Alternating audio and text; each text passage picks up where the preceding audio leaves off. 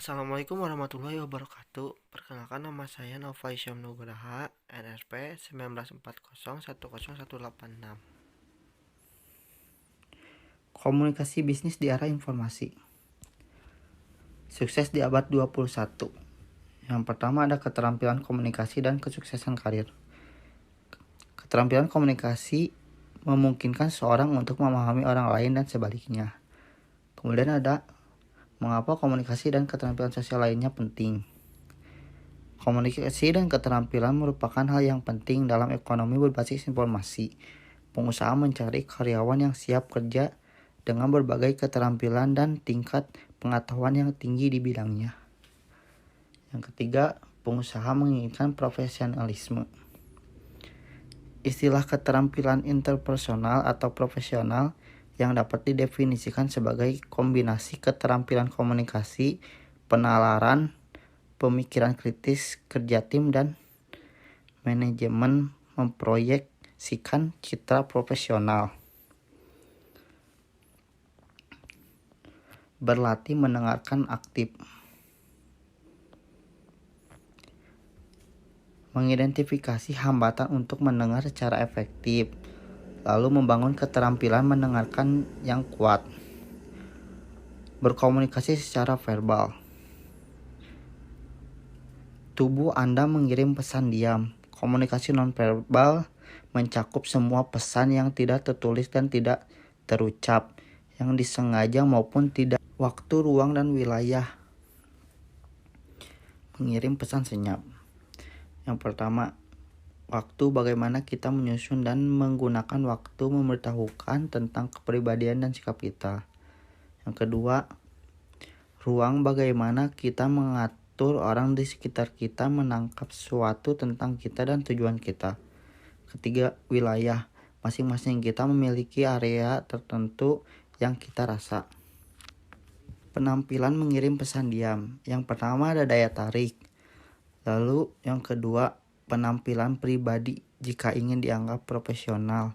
Berpikiran bagaimana Anda menampilkan diri. Memahami budaya dan komunikasi. Yang pertama ada konteks tinggi dan rendah. Yang kedua individualisme dan kolektivitas. Yang ketiga orientasi waktu. Yang keempat jarak daya. Yang kelima gaya komunikasi. Dan yang keenam pengaruh teknologi dan media sosial komunikasi antar budaya. Memastikan efektivitas antar budaya. Yang pertama ada menghindari etnosentrisme dan stereotip. Menghindari etnosentrisme adalah penilaian terhadap kebudayaan atas dasar nilai standar budaya itu sendiri. Dan stereotip adalah penilaian terhadap seseorang hanya berdasarkan persepsi terhadap kelompok di mana orang tersebut dapat dikategorikan. Yang kedua, komunikasi lisan yang berhasil dengan audiens.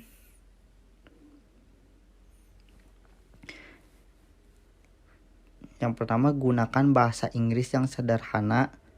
Kedua, bicaralah perlahan dan ucapkan dengan jelas. Ketiga, mendorong umpan balik yang akurat. Keempat, amati pesan mata. Yang kelima, menerima kesalahan. Yang keenam, dengarkan tanpa menyalah. Yang ketujuh, senyumlah bila perlu. Kemudian ada komunikasi tertulis yang berhasil dengan audiens antar budaya. Yang pertama ada pertimbangan gaya komunikasi lokal. Kedua, amati judul dan peningkat. Ketiga, sewa penerjemah. Keempat, gunakan kalimat pendek dan paragraf pendek. Kelima, hindari ambiguitas. Keenam, mengutik nomor dengan hati-hati. Kemudian ada tumbuh keragaman tenaga kerja. Yang pertama konsumen, yang kedua pekerja, dan ketiga bisnis. Lalu memahami memahami manfaat keragaman di tempat kerja.